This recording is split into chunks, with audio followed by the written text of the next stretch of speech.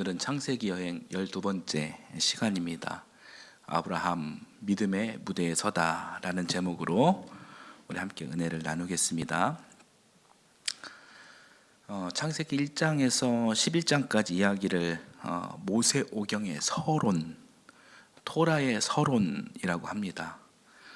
또 뭐라고 부르냐면 원역사라고 이렇게 이야기하기도 합니다. 원역사, 이 원이 근원 원자예요. 역사의 근원, 기원에 관한 부분이다라는 말입니다. 원역사가 그런 뜻입니다. 원역사라는 말은 실제 역사로 보기에 무리가 있는 역사를 말합니다.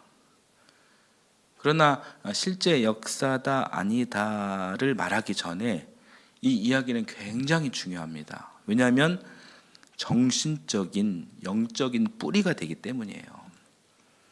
원역사 이야기 1장부터 11장까지가 여러분 무슨 이야기가 있었습니까? 한번 기억해 보시겠어요? 천지창조 이야기가 있었죠. 그리고 에덴 동산 이야기, 또 가인과 아벨 이야기, 네피림 이야기, 노아 홍수 이야기, 그리고 바벨탑 이야기가 있었습니다. 오늘이 창세기 여행 12번째 시간입니다. 3달에 걸쳐 가지고 토라 서론, 모세오경의 서론, 원역사 이 파트, 이 부분 이야기를 다 다루었어요. 다시 말씀드리지만 1장부터 11장까지 이야기는 성경 전체 66권, 이 두 권 66권 이 전체의 서론, 뿌리와 같은 아주 중요한 이야기들이었어요. 굉장히 중요한 이야기들이었습니다. 3달 동안 괜히 11장을 3달 동안 괜히 끌고 간 것이 아니라 너무나도 중요한 이야기이기 때문에 그렇게 해왔던 것입니다. 유튜브 늘푸른 하이교회 채널에 다 저장되어 있으니까 못 들은 설교가 있거나 또 다시 듣고 싶은 이야기가 있으면 찾아서 꼭 다시 들어주시기를 권면합니다. 대단히 중요한 부분이었음을 다시 한번 강조하면서 자, 오늘 이야기를 또 풀어가겠습니다. 이스라엘 역사의 실제 이야기는 12장부터 시작되는 거예요. 여러분 다시 한번 원역사가 여러분 어떤 이야기였다고 했죠? 천지창조 이야기, 그 다음에 인류의 타락, 인간의 타락 이야기, 그리고 홍수 이야기, 그 다음에 바벨탑 이야기, 이런 이야기들이었어요. 그러니까 이 이야기들이 1장부터 11장까지 조각조각히 나뉘어져 있습니다. 그리고 이 이야기들이 모아져서 한 곳으로 향해 가는 곳이 있었어요.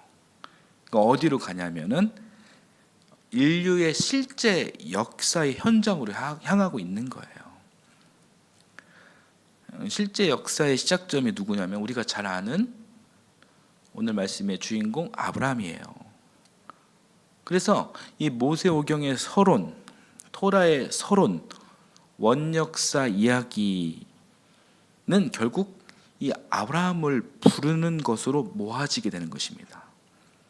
서론에서 나오는 조각들은, 그 이야기들은 실제한 역사의 그림을 그려내기 위해 존재했다, 이렇게 생각할 수 있는 것입니다. 12장부터는 모세오경의 본론이 시작됩니다. 여기에 배경은 이제 실제 역사예요. 그리고 본론의 주인공은 누구라고요? 아브라함이에요. 여러분 여기까지 이해가 되시죠? 지금 제가 이제 구조에 대해서, 창세기 시작점에 대한 구조에 대해서 말씀드렸는데 참 이게 가만히 보면 이 모세오경 저자, 이 모세오경의 저자는 문학적 수준이 대단히 높았던 것 같아요. 그러니까 실제 역사 전에 여러분 왜 이 원역사를 배치했을까요? 창세기를 이게 구조적인 이해와 함께 읽다 보면은 그런 의문이 들거든요. 왜 원역사를 배치했을까? 그런데 자세히 들여다보면 독자의 관심을 끌기 위해서, 그 독자를 배려하기 위해서 이 원역사 파트를 두었다, 이런 생각을 하게 됩니다. 이게 무슨 이야기냐면 성경 도입부에 여러분 출발부터 처음부터 하나님께서 아브라함을 부르셨다. 아브라함이 고향과 친척을 떠났다. 왜 부르시고 떠났냐? 그러니까 이 이유에 대한 조각조각의 근거 없이, 암시 없이 그렇게 갑자기 실제 역사 이야기가 딱 시작됐다면 여러분 성경 이야기가 재미가 있었을까요? 물론 뭐 보겠지만 크게 막 흥미롭진 않았을 것 같아요. 뭐 가령 어떤 재밌는 책을 읽을 때 처음에는 잘 알 수 없는 이야기지만 뭐 점점 이 퍼즐의 조각을 하나씩 이렇게 놓아놓고 이렇게 맞춰보면서 서서히 이렇게 그림의 윤곽이 드러나고 어느 순간이 딱 되면 그 그림의 배경과 의도와 뜻을 발견할 수 있게 되잖아요. 그러면 어때요? 이 책, 야 정말 재밌다. 야, 이 책 구성이 정말 탄탄하다. 드라마틱하다. 이런 쾌감을 갖잖아요.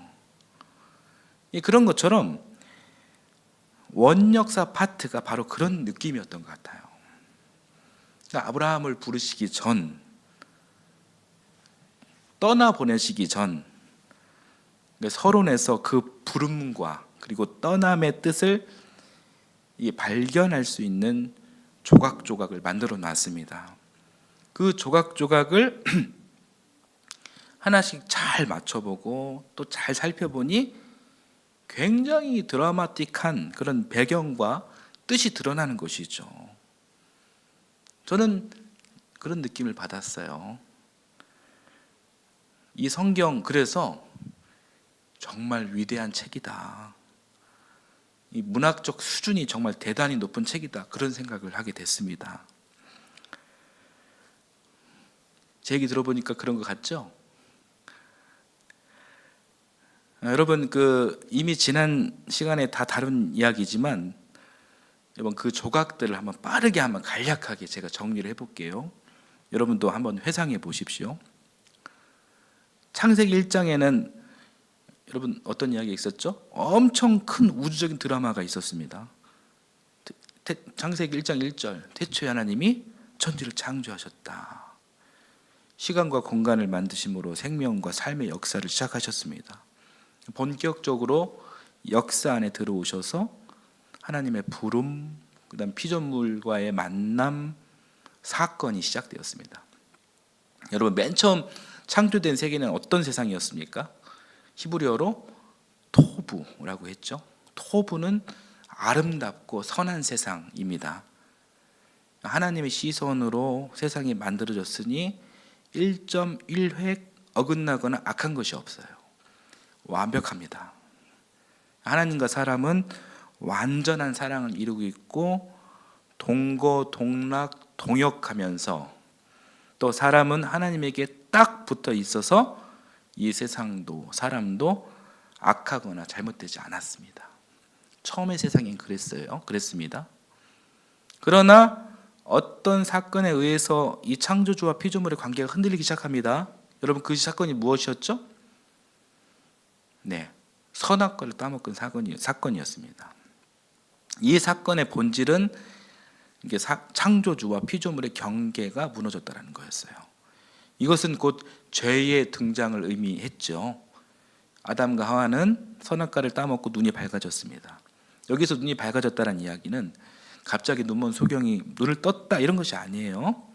시력이 좋아졌다는 것이 아닙니다. 피조물의 시선이 하나님을 바라보지 않고 세상을 바라보게 되었다는 거예요. 탐욕이 가득한 자기 중심적인 시선으로 밝아졌다라는 그런 이야기입니다. 그렇다면 여러분 창조주 하나님의 시선은 어떤 시선입니까? 요약하면 생명 창조, 생명 구원의 시선입니다. 생명이라 이름하는 모든 것을 바라보시며 사람뿐만 아니라 모든 만물을 귀하게 여기시는 시선입니다. 그 귀한 모든 것들을 바라보시며 모든 것들이 다 조화롭게 어우러져 사는 세상이 바로 하나님께서 원하는 세상인 것이죠. 그런데 선악과를 따먹은 사람들은 자기 중심적 눈이 밝아져서 탐욕스러운 자기의 판단을 하게 됩니다. 사람들에게 있어 아름다운 것은 이타적인 것이 아니라 나에게 좋은 것이어야 하는 것입니다. 나한테 선한 것이어야 하는 것입니다. 철저하게 이기적인 그런 생각을 하는 것이죠. 모든 것의 가치 판단 기준이 자기 중심적으로 바뀌면서 결과적으로 죄와 악이 들어오게 됩니다. 그래서 이 세상이 악으로 가득 찼습니다. 그 악의 상징적인 사건들이 여러분 뭐였죠? 첫 번째가 가인과 아벨 이야기였죠. 가인의 살인 사건입니다. 그리고 또 무엇이 있었냐면 거인족 그 네피림의 출현이었죠. 천사들의 이 타락 사건. 이것 역시 신과 인간의 경계가 무너진 사건이었어요. 이런 사건들을 보면서 이 세상이 이제 악으로 바뀌어 갔음을 이걸 알 수 있었습니다. 그래서 하나님의 마음이 어땠습니까? 아파하셨죠. 또 사람 지으심을 후회하셨습니다. 비교적 덜 악한 노아와 그의 가족 외에 선하지 못한 이 세상을 모두 쓸어버리시기로 작정하시고 홍수 사건을 일으키십니다. 세상은 노아와 그의 가족과 일부 동물들을 제외하고 모두 쓸어 없어졌습니다. 40일 노아 홍수가 끝나고 노아는 하나님께 예배를 드렸습니다. 그 예배를 기쁘게 받으신 하나님께서 노아와 언약을 맺으십니다. 그 약속은 창세기 1장 천지창조 후 말씀하신 내용과 똑같은 말씀이었어요. 무엇이었냐면 생육하고 번성해라, 온 땅에 퍼져 살아라, 흩어져라 였습니다. 그래서 기본적으로 악한 사람들은 하나님의 이 마음에 부합하지 못했습니다. 그래서 무엇을 만들었습니까? 지난주 이야기죠. 바벨탑을 쌓았다, 세웠다. 사람의 이름을 높이고 사람의 성공, 성취를 과시하고 또 탑 중심으로 흩어지지 않고 모여 살려고 했습니다. 그 안에서 한 도시를 만들고 한 문화를 만들고 한 언어를 만들고 한 문명으로 그렇게 살려고 했습니다. 그러나 하나님은 그 모습을 인정하지 않으셨습니다. 그렇다고 해서 하나님께서 다시 징벌하셨습니까?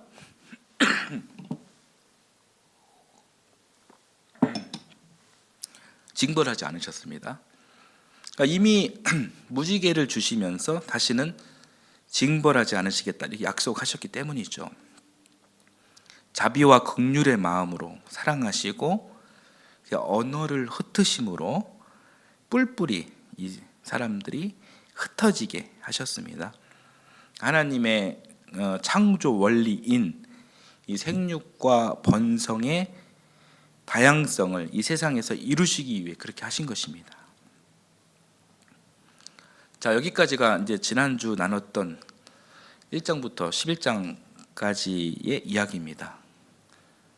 어떻게 기억이 새록새록 나시죠? 이 3개월 동안의 그런 이야기들을 제가 한 7분 만에 이렇게 말씀드렸습니다. 여러분 지금 방금 말씀드린 그 1장부터 11장까지는 실제 역사라기보다는 우리 신앙의 정신적 뿌리가 되어지는 하늘 이야기예요. 1장부터 11장까지는 이게 하늘 이야기, 그리고 12장부터는 본격적으로 인류의 역사가 되는 땅의 이야기다라는 거예요.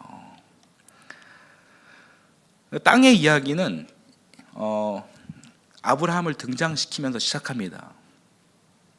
이 말은 기원전 1800년 전, 그러니까 지금으로부터 약 3800년 전의 사람, 이 아브라함은 고대 근동의 실제 역사 무대에서 활동한 인물로 받아들여진다라는 뜻이에요. 창세기 12장의 배경은 당시 중동, 아시아, 메소포타미아의 지명, 관습, 법, 문화와 긴밀하게 맞물려 있습니다. 아브라함은 고대 메소포타미아 문명의 사람으로 태어났고 그가 살았던 갈대아 우르도 실존하는 도시임이 고고학적으로 이미 드러났습니다. 또한 그 대표적인 고대 법전인 함무라비 법전이라는 것이 있어. 이 법전을 비롯한 자료들이 이 성경에 기록된 아브라함 시대의 사회 문화적 배경을 잘 보여주고 있어요. 이러한 배경의 높은 합치 때문에 이 아브라함의 이야기를 실제 역사의 무대 위에서 읽게 되는 거예요.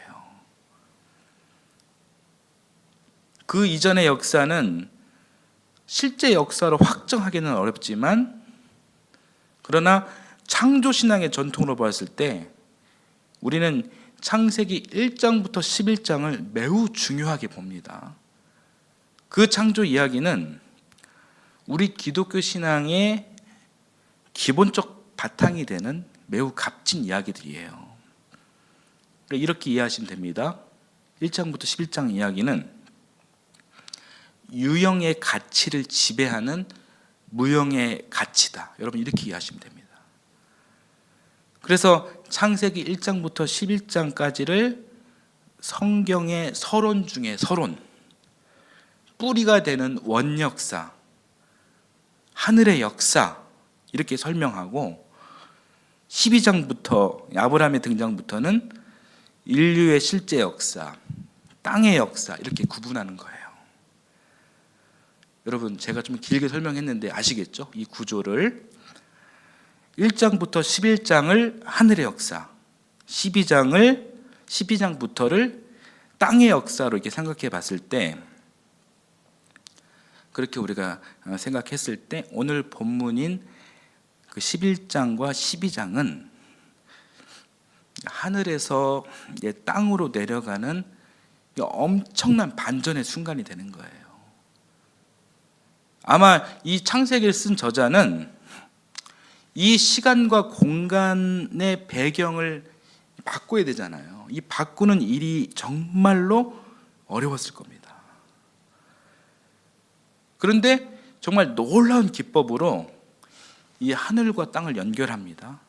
자, 그 내용을 한번 살펴보겠습니다. 자, 11장 27절부터 마지막 절을 보면은 이때 이제 데라의 자손이 등장합니다. 데라는 아브라함과 나홀과 하란을 낳았다. 이렇게 말하고 있어요. 데라가 누굽니까? 데라는 아브라함의 아버지예요. 자, 그리고 우리 31절을 같이 한번 읽어보겠습니다. 31절 같이 읽겠습니다. 데라는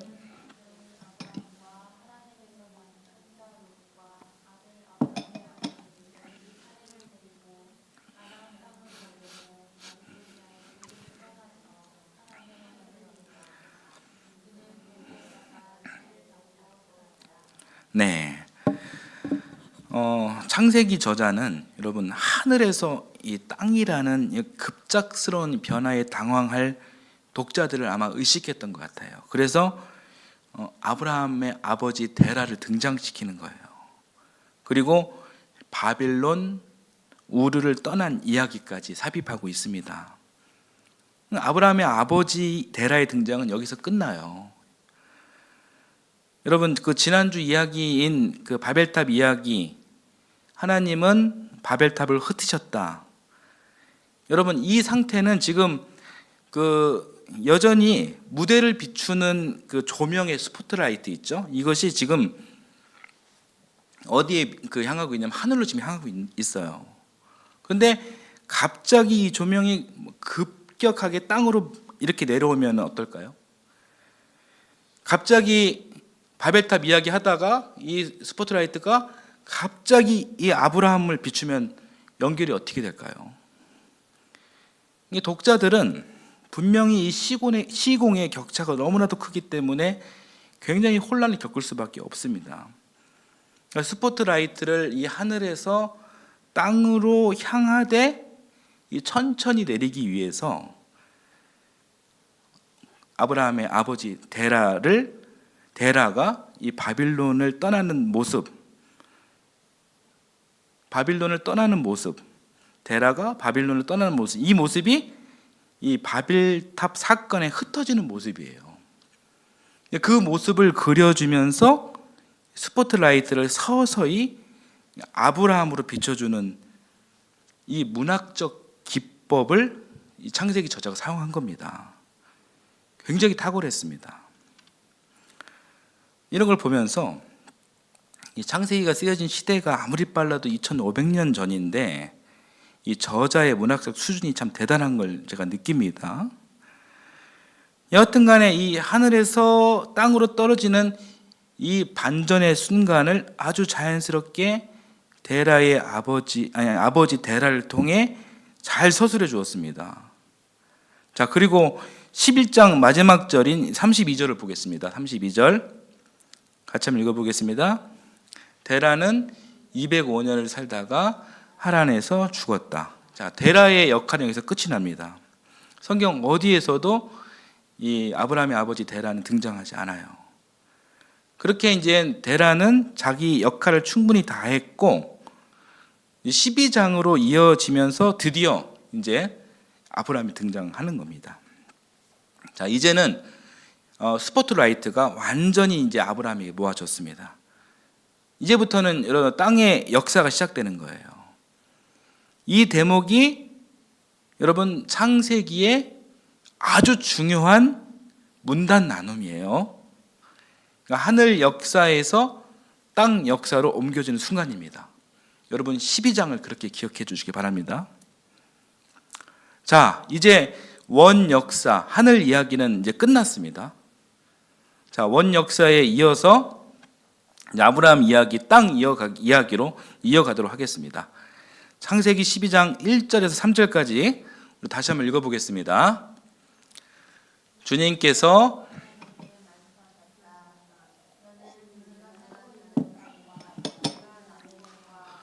너의 아버지의 집을 떠나서 내가 보여주는 땅으로 가거라.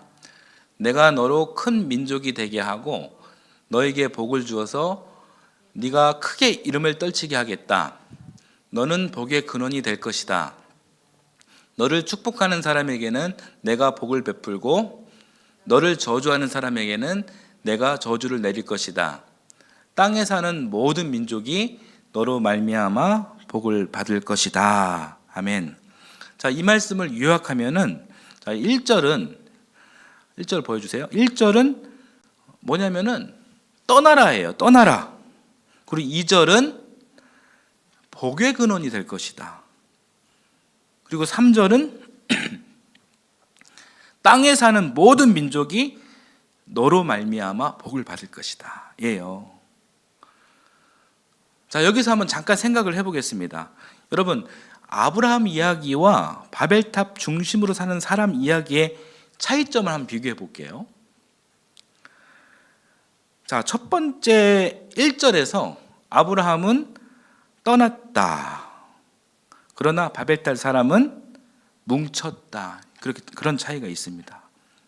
자, 두 번째는 하나님은 아브라함에게 복의 근원이 될 것이다 라고 약속하셨습니다.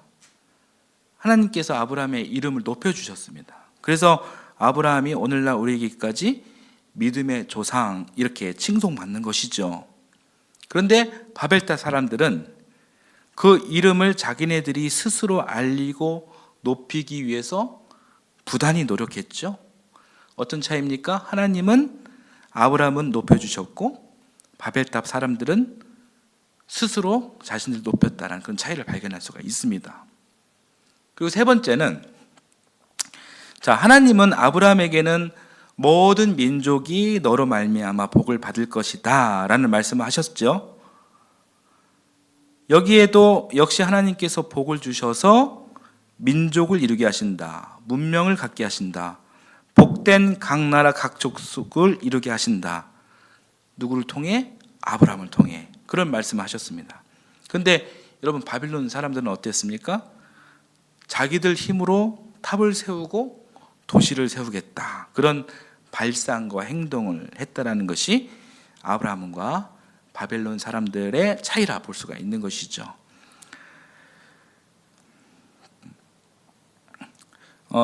그리고 바벨탑이 있었다고 이게 추정되는 지역은 바빌론의 우루예요. 여기가 오늘날 이라크 땅입니다. 그러니까 우르는 여러분 그 티그리스 강과 유프라테스 강 사이에 있는 아주 비옥한 땅입니다. 그리고 사람들의 기술력으로 이 관계수로가 만들어지면서 큰 도시가 되었습니다. 아주 화려한 문명 도시였습니다. 그곳이 아브라함이 떠나기 전에 있었던 바빌론 우르의 그런 모습입니다. 이 지역은 고고학적으로도 굉장히 세련된 도시, 인류 문명의 4대 발상지 중 하나죠. 여러분, 이곳보다 더 좋은 곳이 있을까요? 그런데 하나님은 떠나라, 이름을 높여준다, 민족을 이루게 해준다, 복을 주겠다라는 그런 말씀만 하셨습니다.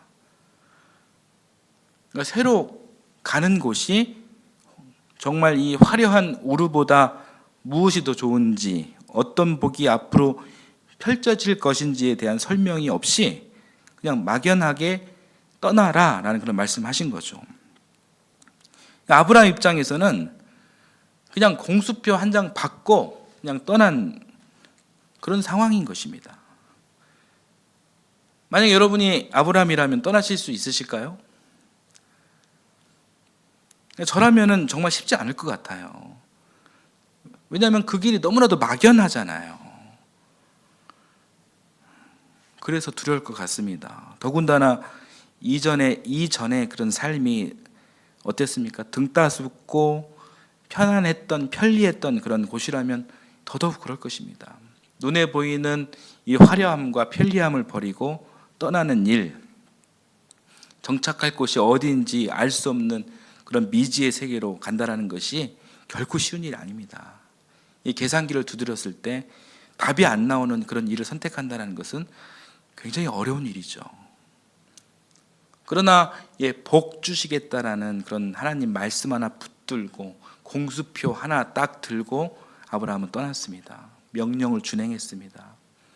이 일 때문에 아브라함이 받은 보상은 믿음의 조상이 된 거예요.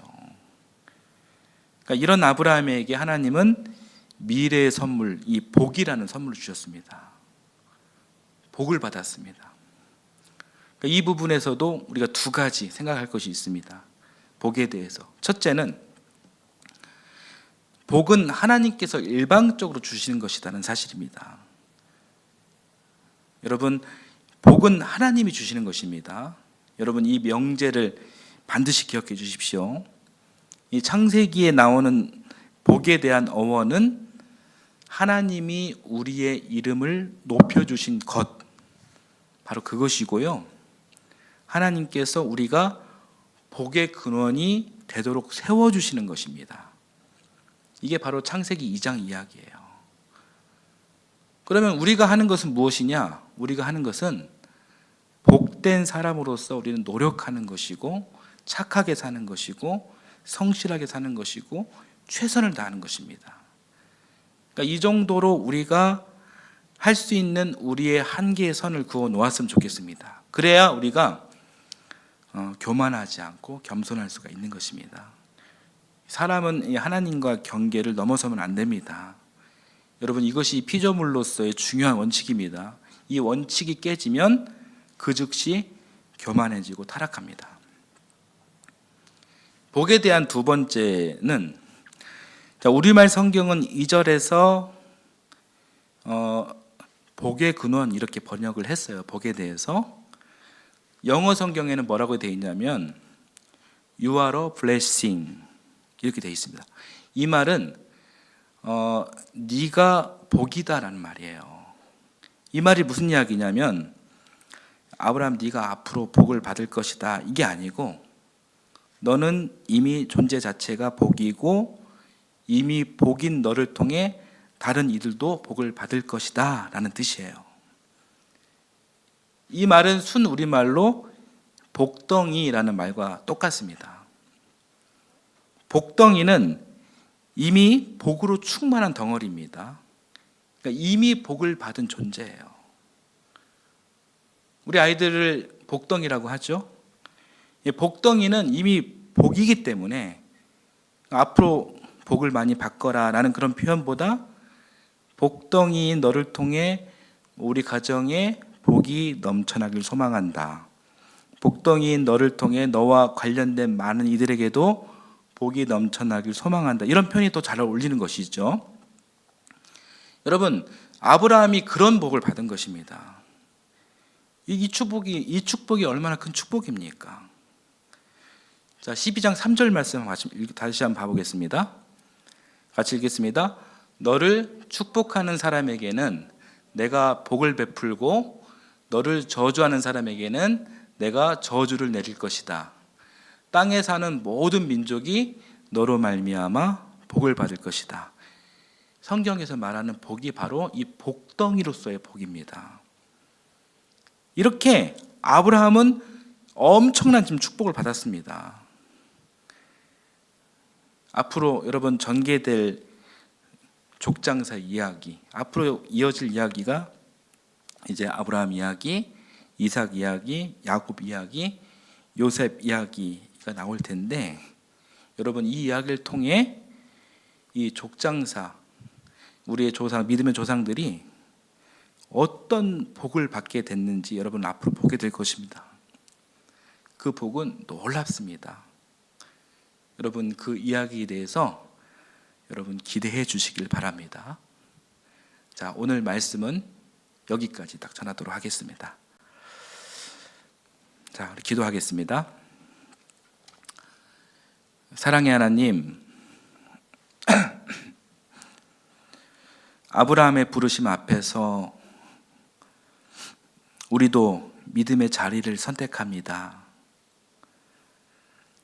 바벨처럼 모이고 쌓으려는 그런 마음을 내려놓고 말씀 따라 떠나는 순종으로 살게 하옵소서. 너는 복이 될지라 하신 그 선포를 정체성으로 붙들어 가정과 교회가 이웃과 이 세상을 살리는 통로가 되게 하옵소서. 이제 펼쳐질 족장사의 여정, 아브라함과 이삭과 야곱과 요셉 이 이야기 속에서 하나님의 섭리와 길을 배우게 하시고 각 장면마다 우리의 삶의 자리도 함께 믿음의 자리로 옮겨지게 하옵소서. 보장보다 약속을, 계산보다 순종을 선택하게 하시며 오늘 한 걸음의 실천으로 내일의 믿음을 준비하게 하옵소서.